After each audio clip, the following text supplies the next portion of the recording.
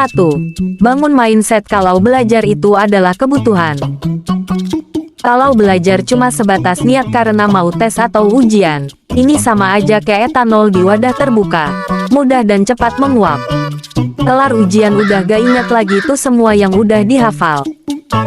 So, coba untuk jadikan belajar sebagai sebuah kebutuhan. Ilmu yang lo pelajari bakal kepake seumur hidup dan gak cuma buat diri lo sendiri, tapi bakal bermanfaat juga bagi orang lain.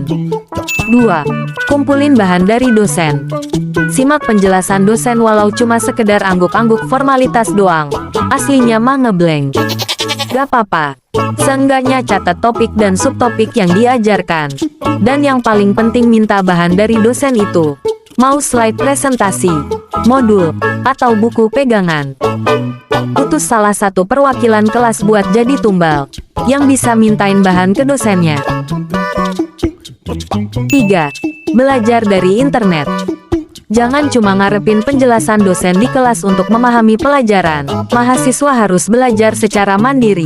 Udah budek telinga gue dengerin kalimat ini sejak maba. Belajar mandiri bukan berarti literally belajar sendirian ya guys ya. Manfaatkan zaman serba konten saat ini. Lo bisa cari penjelasan materi pelajaran yang mau lo pelajari di internet.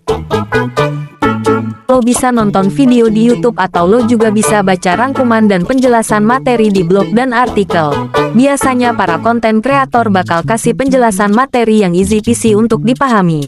Ini sifatnya cuma sebagai media pendukung pembelajaran aja ya, buat bantu connecting the dots pemahaman aja. Jangan jadiin informasi yang lo dapat di YouTube atau blog sebagai referensi utama.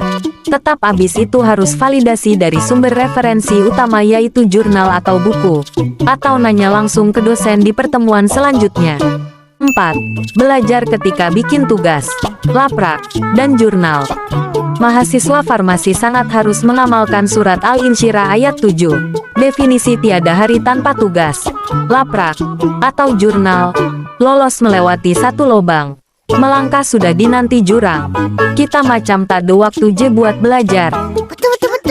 Nah, oleh karena itu, sambil menyelam minum air, sambil nugas sekalian belajar.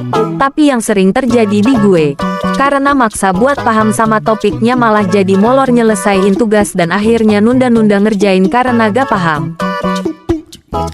So, here's some solution. Kerjainnya bareng temen.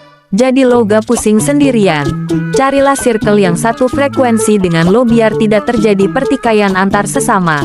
Atau kalau lo tipe yang suka sendirian, lo bisa pakai opsi kedua yaitu cari teman ambis yang suka cepet nyelesain tugas dan baik hati yang mau ngasih spoiler tugasnya ke lo.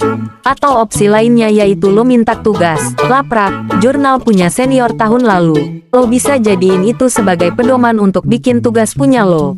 Bukan buat di kopas ya. Ini fungsinya biar lo gak ngambang tak tahu arah ngerjain tugasnya.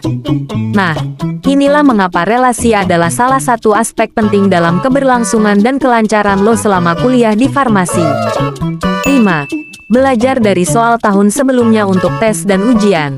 Tiap orang pasti mau dapat nilai yang melewati standar supaya lulus tes dan ujian. Biar gak ngulang ambil kelas itu lagi tahun depan. Jalan ninja yang gue tempuh untuk belajar persiapan tes dan ujian yaitu dengan cara bahas soal tahun sebelumnya. Biasanya soal yang bakal keluar 11-12 sama soal tahun-tahun sebelumnya. Kumpulin soal-soal dari senior atau minta ke teman lo yang punya. Again, manfaat dari punya relasi. 6. Belajar dari soal UKAI. Karena goals akhir kuliah di farmasi umumnya adalah menjadi seorang apoteker. Ending yang bakal lo hadapi adalah UKAI.